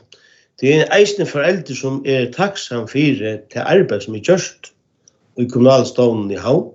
Och det är så att han har kanske spurt och det till att titta på att det frivilligt till att det var inte plats för det akkurat att det brukt sina kvota och till att så gjort. Så jag har alltid själv att till så vi höjer eisne och en positivt att det som har haft bruk för det har funnit löst upp för så att båda parter kommer till arbete. Så att jag alltid ska eistefälla in i diskussionerna att det är eisteföräldrar som har varit komma sin illa fyra men är hjälpt bojar så båda parter kunna komma ut till arbetsmarknaden åter. Det är alltid man ska eisten låta komma fram med och eist ankrus i misstag. Det vill alltid vara men i stora hela har vi hört något positivt eisten. Det är alltid är sia att det är så läs. Ja, tack för det Anfinn Bräckstein. Det är alltid gott att Rosa här i Rosa skulle gevas. Tack för det Anfinn. Så det Trond Sikersson som är en vimersing. Nej, det var ganska mer det vi att stövan hon har ju inte varit särstök och man har ganska sakna kunningarna från Marlotan och nu tar vi hört i det är viktigt att på vägen nämnde att skolan kunde vara ett alternativ hvis det är plåstråte som är ett problem. Kommunen äger nekva byggningar och sjönde ska det fackliga vara i ordan och omståndarna skulle vara goda tjabötnon och starsfolknon. Men det är kärkom, jag finns just kunning så snarare man inte pjöst det inte efter någon Tøyndafunter som blir klockan 11 tar bötterna var färn av staden klockan 8 ta morgonen. Ja, tack för det. Jag må bara ställa att visa det som Trond Sikersson bär fram. Till omkant tog har Torshavn Boira finns så goda kunning. Nästan kvöntiga flera söjer kunning bäg vad händer att det stående örtsnon, vad händer att äldre örtsnon, vad händer att tekniska örtsnon. Så Boira i Torshavn kommun är väl och viljan att kunna mer än näkrantøy om de tingene som är hänt. Att det är akkurat som är färre ut, det vill så vara att tøyen är sermest, men jag vill ställa att visa att det som Trond Sikersson bär fram. Boira är kunna bäge väl och vilja. Det har alltid eisoksta rosa omsättningen för det och sitta kvönte och vitcher som malne. Det kvittar sig kvart kväll till att boa vad händer och ötlen ötlen. Så jag hade inte att häsan kritiken är berättigad. Så det är Helena där man nästa behövs man vi mer. Ja, jag kunde gå också med tid tot upp som Anfinn Bräckstein var inne och att det är något som är fel om att bötterna sloppna där stånd till pura samt om. Men i halt i eisen att det är områdande att Torsarna kommuna tar totten upp som att salafröingarna i en allmän ivlösningar skriver har just vart vi till spårningar om vi gör det på den rätta maten. Jag huxar här att här pekar an för äckliga vikvom och vi tydningar Mitchell.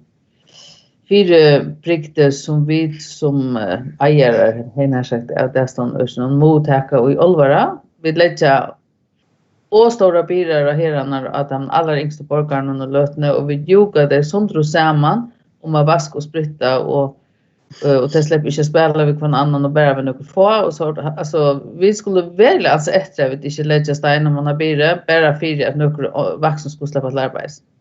Och jag har ju omgång svära och på här ahhedanar och här nejeropen som kommer från hemmen som har kilopaka gång för när barnen sa. Hur rätt till en att man nästa här är absolut en avbjörning att adressera hur man kan handfärda det är rätt som du säger att man lägger en otroligt stor arbete av barnen av starfolkene av föräldrarna och av lejarna som arbetar här ute.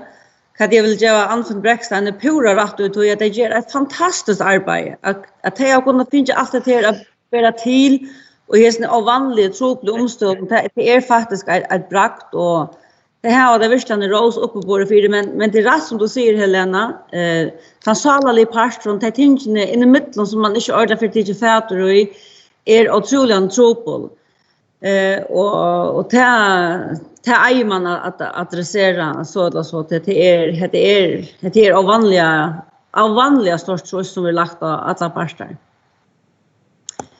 Ja, så då tror jag när orsaka så där jag och Dan som en av vimärsing.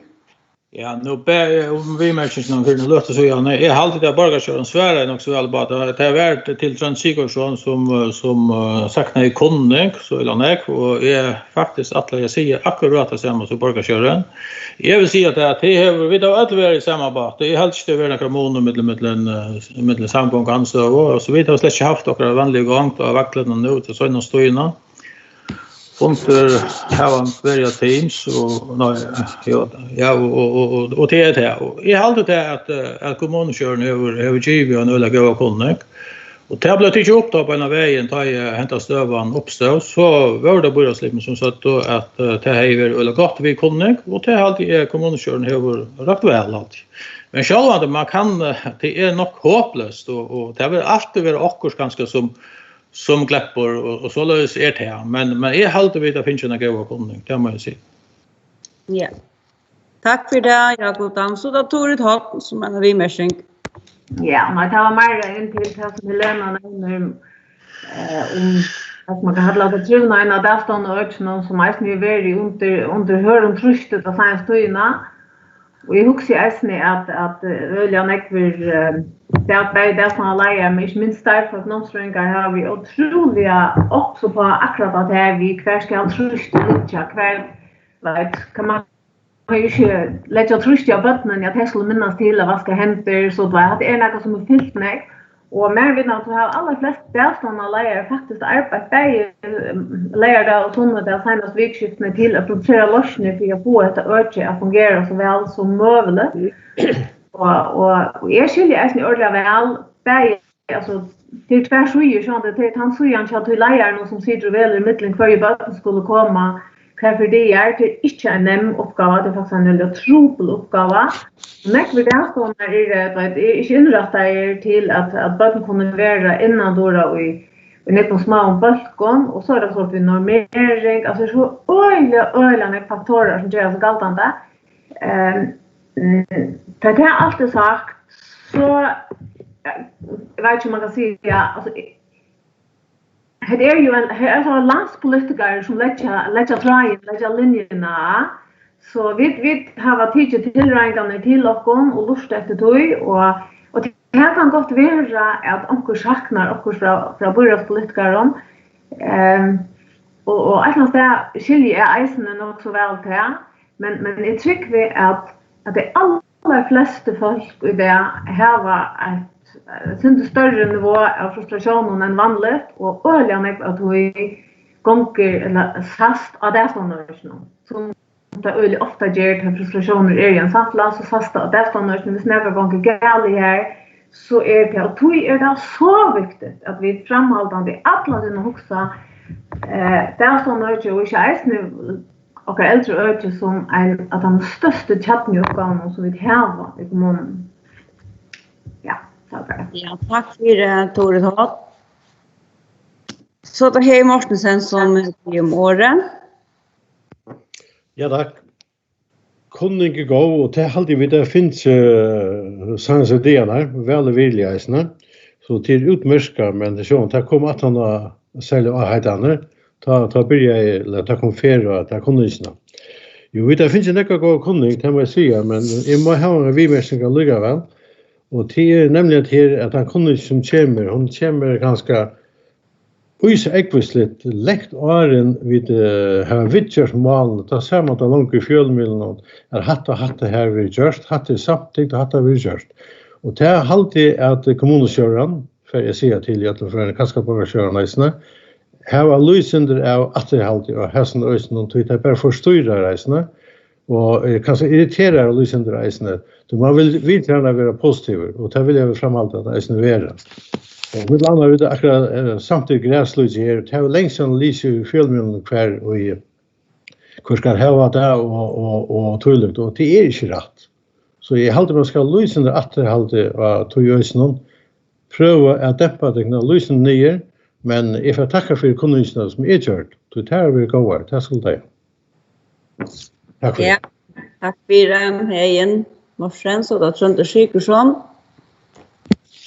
Ja, tack för det. Jag råknar inte vid att det är själva en kunding som kom utan att man sände skriv till Berg Borgarsör och kommunsör som gör det på den vägen. Och det ska läsa nu det höll till att tacka för det att den kundingen är kommen efterföljande. Vet inte om man mycket ting vi vilja, men det som jag nämnde i Johan, det var några syndre principiella spårningar som kanske inte vi skulle resa här nu. Men det är nog bara en av sösnare att det är en särstova och vi har alltid att vi ett ödle för när det kommer väl och jöknarna tog bättre här till. Men kunden kommer ofta kanske ta allt i avkrätt eller ta allt i liot och det är ganska här vi tror vi det är som kanske är snöver landspolitiskt att det bilar inte om man tar telefonen och kommer omkring i anstående som sedan kan börja bo in och vågare. Alltså det är ordan att det är tryck vi har så att när vi samt vi skulle alltid komma i jökne så tog in som över rakt och men jag har alltid ästen själv att kunden inte är väldigt grej men det sitter ästen också snäcka principiella spårningar som vi skulle områda. Och tog in mamma ästen tåla det man nämner. Ja. Tack för det. Så är det Helena Dam nästa på.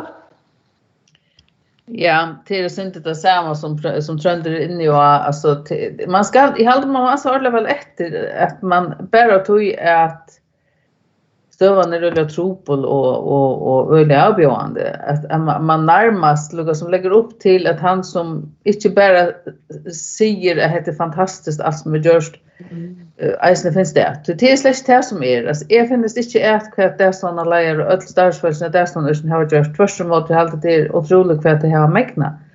Men tar ju fagfolk gör värst vis och säger att vi har det inte spurt och om dessa bötten mäkna och tåla. Som har skil för dig. Men så är det inte för att finnas ät någon örn när man blir han som äger ötje. Täcka målet upp. Tog att det är inte bara en spårning, men det blir nästan bara en spårning om logistik och planläggning. Men vi tar så alltså och det som har skilpacka gånger fyra sena vattnet så att säga att vi att bevega oss ut i ett öde som inte är ordentligt rätt. Det är det försvarligt och det är inte vi tar göra kvart startsfälten röna liv upp till. Det göra allt som ständigt här av makt. Det vet det väl och det får tänka på det till som släcker 8 bort till. Och så är det att det kvart är det som tar händer tar man för tänka på det till som inte är bra till. Jag hade bara vi skulle ta adressera då en mal och egentligen en rundan någon att det är reisande tar som kommuner som ska täcka bultarna upp att ta brottna och vad man sa när skulle samla samman att så det är inte för att kritisera man ska alltså lite efter man att lycka som för sagt vid han som säger också att du vet inte att du kritiserar det är kritiker det är upplägg till kärk som vi nöjast att höra till. Ja, tack för Helena Damman nästa början. Nu kommer kanske spårningarna från Imson hela sånt, men jag alltid att här som du reser Helena Damman nästa början är purast legalt och jag alltid det är absolut nöjt att adressera han på spårningar och täcka nog. Om kan du försöka och ta bilar inte också kommunerna är frontlöpare och inte för att säga nej att det har gått väl alla tojerna och i så här perioden på några väl och något för en skritt framåt för det och att du se tingene innanifrån och ha arbete och kanske tog i kunnigen inte något att komma ut till alla parter men några har varit ett bästa förmån att kunna så shoppa och så väl som i hur tillber men det är ting som kanske är färn för show men det är ungen är om att det som två reser Helena är fullständigt legalt och nej att adressera omgång till försök. I mån till att få rum och öppna ja Torshavn kommun har massa vis av arealen och rummen och så vidare det är inte här och i Avbjörnsen Holie. Avbjörnsen Holie och dels till att det skulle vara en världslig uppläggning som några hilder öliga rymma fast i och dels till att därstående öke i Torshavn kommun kan inte sammanbäras vid därstående öke i en smärre kommun i Färjön. Och det var 40 stånar i kommunen och det var 600 starfolk. Det är spärrt och avmarskar framan undan. Det såg sig speda ut i skolastår och hattlar runt omkring i byn.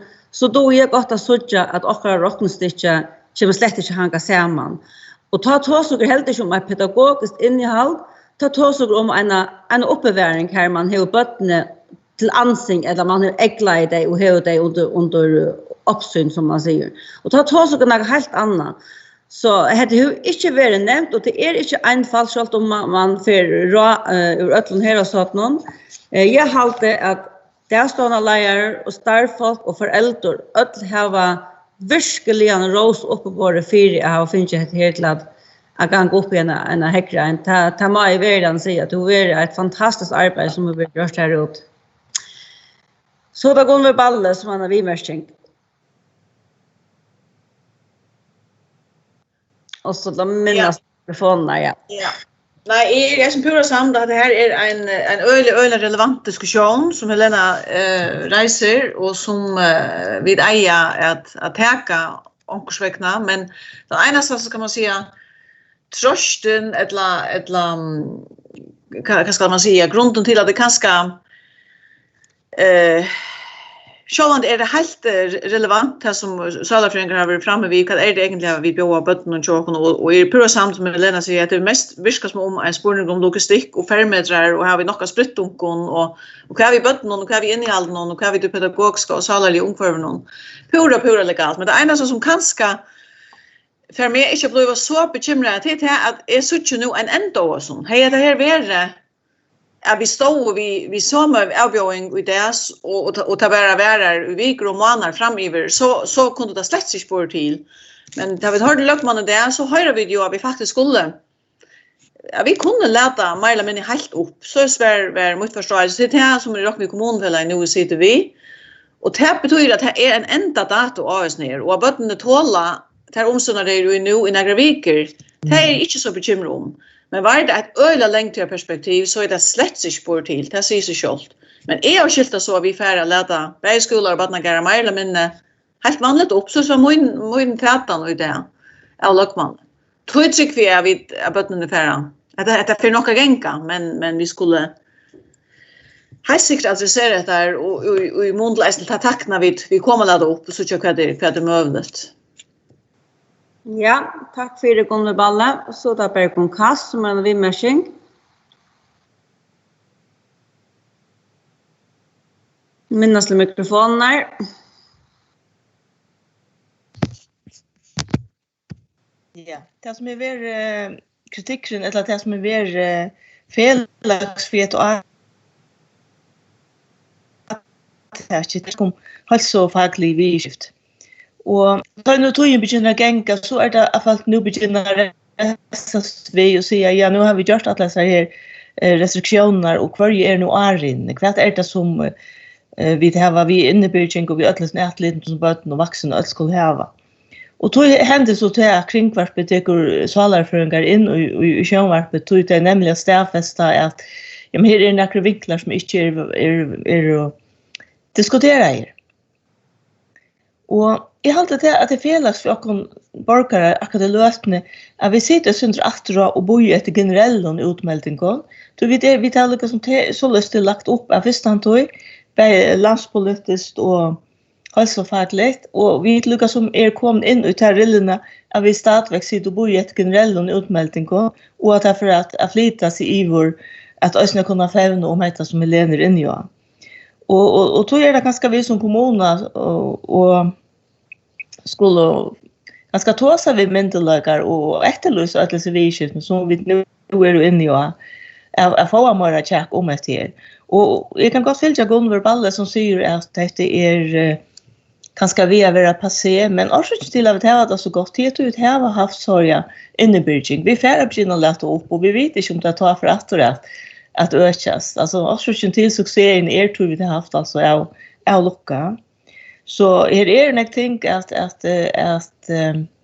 jag vet inte att det har helt avgjort att vi som kommuner skulle sucha akkurat lojklot hvis nu da drever sin ut och vi begynner sucha att det inte är harmonier av öknon, tjabötnon och äldre och så vidare.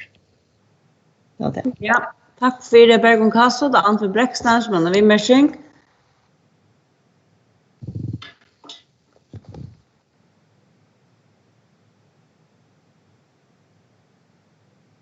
Han får man slå mikrofonerna till. Jag vet att det är nog så riktigt vänjas vi, men är nog så samtidigt Gunnar Balle nämnde ja någon uppfärdad löpman så som att han sen man kunde låta få upp. Men till lycka att vi skulle eisne också om. Jag hörde nämligen ut det att ett barn i en stående var blivit så nervöst tror jag att det var faktiskt stod inte att tackla sig stående som där kom ju i vasken sprickt på det så in. Då är det eisne områdande att man inte säger att det här är Leo. Vi känner inte framtiden.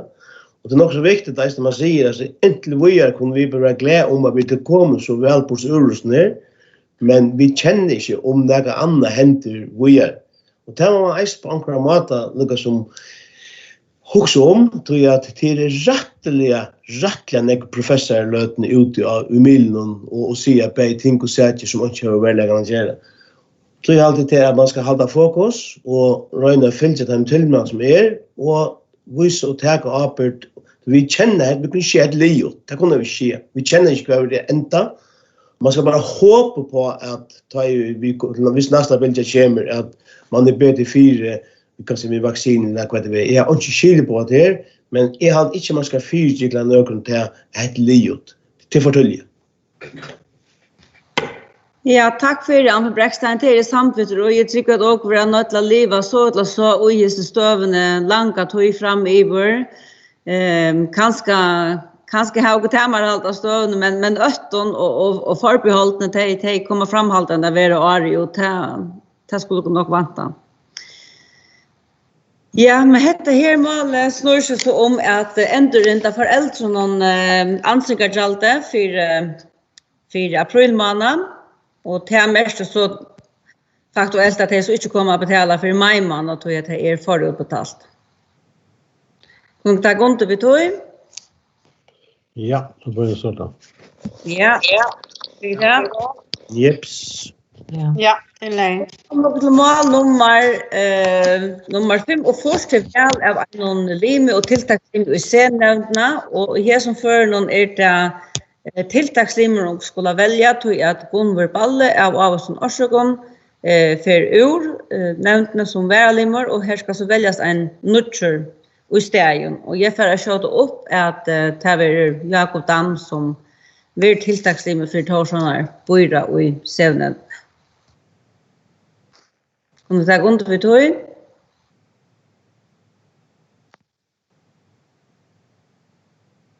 Det ser det ut till.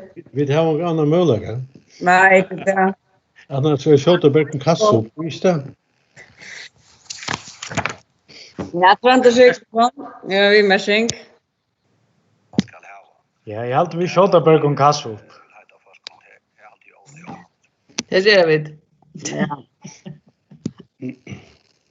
Ja, det gör vi. Ja, så måste jag ta på. Jag hade kvinnor skulle släppa fram med det. Gott in. Ja, då var det samtidigt. Det var dåligt missal idag med mig säga. Nej, först du mot. I röda skan av det. Ja, men så mycket att är på hur det ska vara ju så för det. Det är ju inte fjällot. Berg och kast och vi mässing. Ja, jeg må først og sist takke for alle det, og det kommer sin tilbake på meg, bak på okken, som bor slimmer, at få et annet oppskott enn det som vi tar alltid. Og jeg har synes av inntrykk av at dette heter plass i hårde til en avsamflokk, så mye nødvendig politikk, jeg har kjørt meg tanker enn det. Men hvis jeg som mulig stender åpen, så tar jeg bare for alle til å det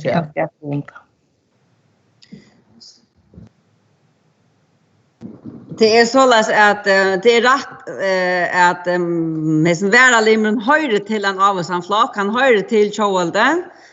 Så det vill det vara inte rätt mot Tjåvalde att täcka värdalimren från flotsen. Det är inte rymligt. Så jag är färdig att köta upp att peka av Jakobam framåt. Som och greppa upp. Men skilja på gången så är han att lucka på luckan. Och styra vi skriver vi så ut i chatten. Kan vi det för ja. Vad säger du va? Ja. Ja, det är så på luckan. Ja, det får köra här ju då på. Ja, vi är först. Två eisene. Du har väl några år samman säger. Ja. Jo, man kan gå så upp till enkel hindersfritt där. Det kan man gå. Det testa Bergo. Ja.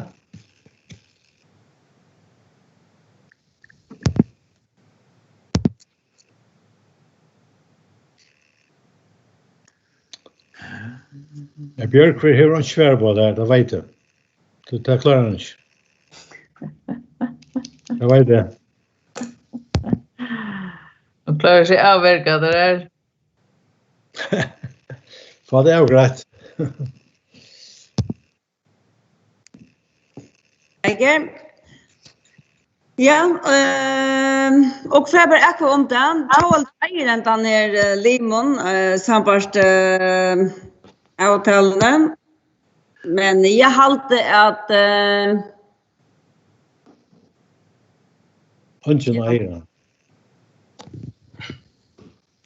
Ungen ägaren. Vi väljer.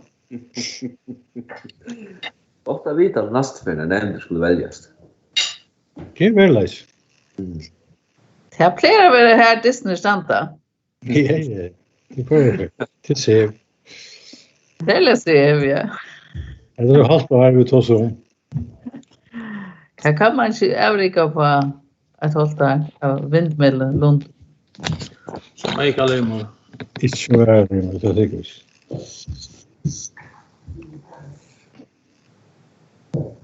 Man går nu en nägare inne, tycker jag.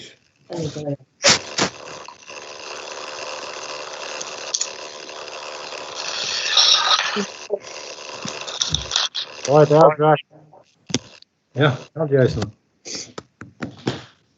Hon kör ju svär, vet du. Ja, och för att ekva om först stämmar 4 Jakob Dam. Som tilltagsledare. Skriva bara namn ut i så ner. Jag Ekva för Jakob Dam skriva först. Vad ska jag skriva här? Vi chattar sig Jakob, så är det. Ja. Jag släpper in i det där.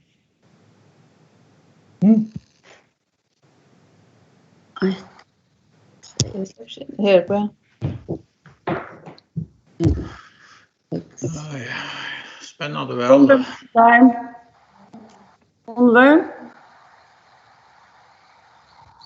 Ja, 1, 2, 3, 4,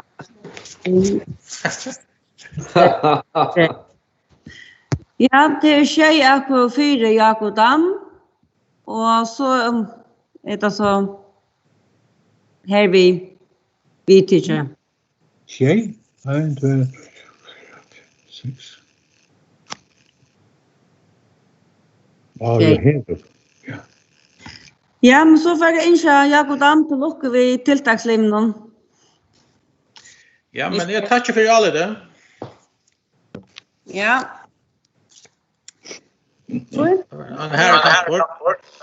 Så kommer vi till mål nummer 46, det är godkänning av månadsräkenskapen för 2020. Hon går tacka ont vi honom. Ja. Ja. Ja, tack för det. Och så vet ett mål som vi får bort från Johanne till mål vi vill gärna nämna väl till orsaka till vissa Torshavn. Här är det så att det var Sola här att Dr. Hammer som har limer vägna Torshavn kommun och så där Eirikur son Danielsen som är tilltagslimer och till tejpe som var skotten upp. Vanade vi att inte skotten ner. Kunde ta gång vi tog? Ja. Ja. Tack för det. Så är det som fonten Lodjon. Jag får att avsluta fonten nu, men det man hanga vi en lilla löt jag tror så att göra bort som vi lyssnar upp och är det samtidigt som ständer i henne. Men nu är fonten här vi formliga Lodjon. Tack för det. Och så då är sändande till hus nu. Ja. Där ser man. Och nu chillar det. Oj, jag vet inte. Vad är det för lätt?